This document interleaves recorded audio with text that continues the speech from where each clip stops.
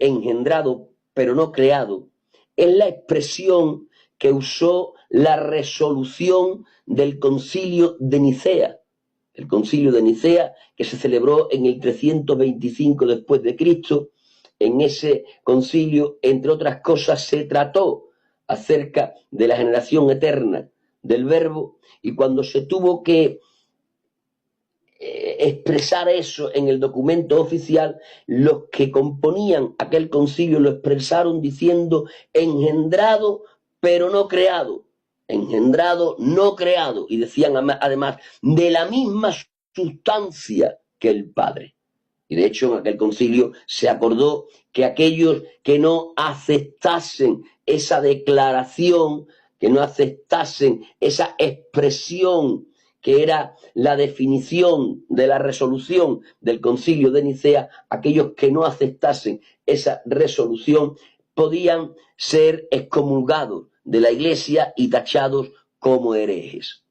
Esto que dijo el Concilio de Nicea, engendrado pero no creado, y de la misma sustancia que el Padre, después quedó confirmado en el Concilio de Constantinopla y además después, mucho tiempo después, también en el Concilio de Calcedonia. Por lo tanto, tanto el Concilio de Nicea como el Concilio de Constantinopla, como el Concilio de Calcedonia, todos ellos concluían, en relación a este punto que hoy estamos hablando, de que nuestro Señor fue engendrado por el Padre de la misma sustancia que el Padre, pero no creado.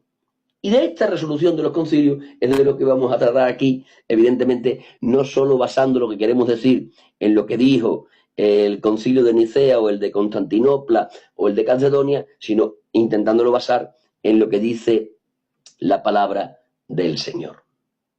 Pero antes de entrar a los textos que hablan acerca de la generación eterna, cuando menos los textos que hablan con mayor claridad en relación a la generación eterna de nuestro Señor, antes de entrar a esos textos, yo quisiera hacer una pequeña aclaración, tal como yo lo entiendo. Mira,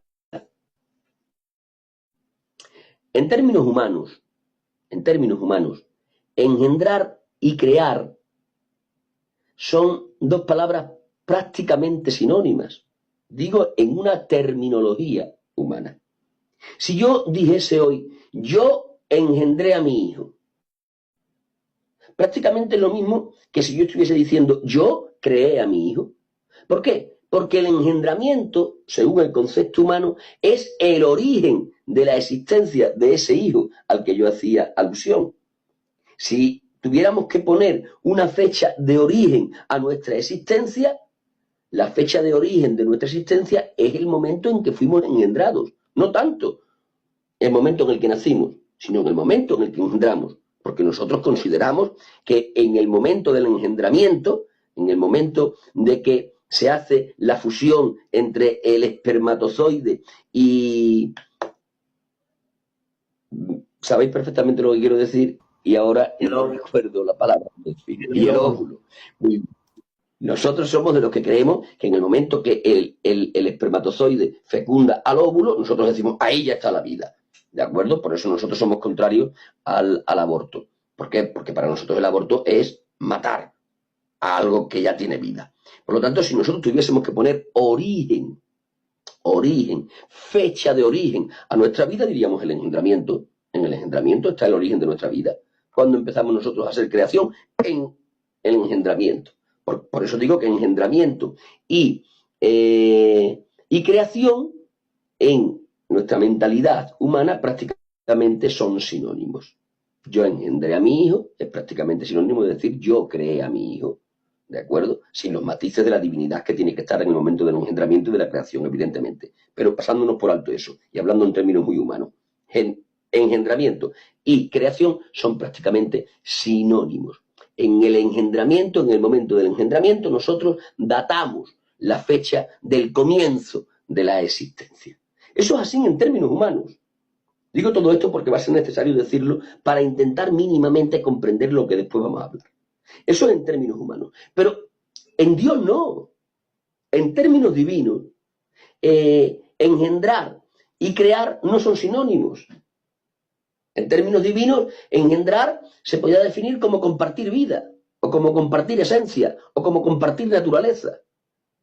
Sin embargo, crear, en términos divinos, sería hacer existir algo desde la nada. ¿De acuerdo? Por eso, los concilios a los que hacíamos referencia hacían bien en puntualizar que nuestro Señor fue engendrado, pero no creado. Hacían una distinción entre lo que es ser engendrado y lo que es ser creado. Y hacían esa distinción porque ellos no estaban hablando de un engendramiento humano, ellos estaban hablando de un engendramiento divino. Entonces, ellos estuvieron acertados cuando usaron la famosa expresión en relación a nuestro Señor de engendrado por el Padre y de la misma naturaleza que el Padre, pero no creado. Dicho eso, y antes de entrar a los textos, me gustaría añadir algo más. Y me gustaría añadir algo más antes de entrar a los textos que hablan de la generación eterna del Hijo. Me gustaría hablar de algo más para afianzar nuestra posición en cuanto a que el Hijo es persona coigual al Padre y al Espíritu Santo, para afianzar la verdad de que el Hijo es eterno y divino, consubstancial al Padre y al Espíritu Santo. Y tengo que decir lo que voy a decir para reafirmar esta verdad.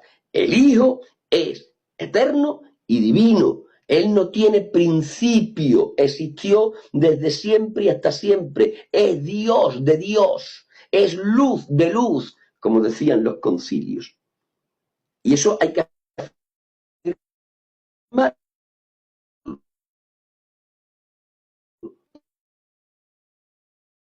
afirmarlo con la Biblia.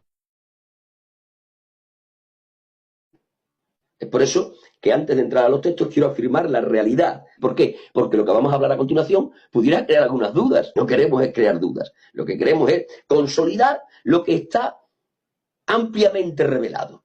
Y después hablar de aquello que está revelado, pero que gran parte está en misterio. La generación eterna del Hijo es algo revelado, pero una gran parte de la misma está en el misterio.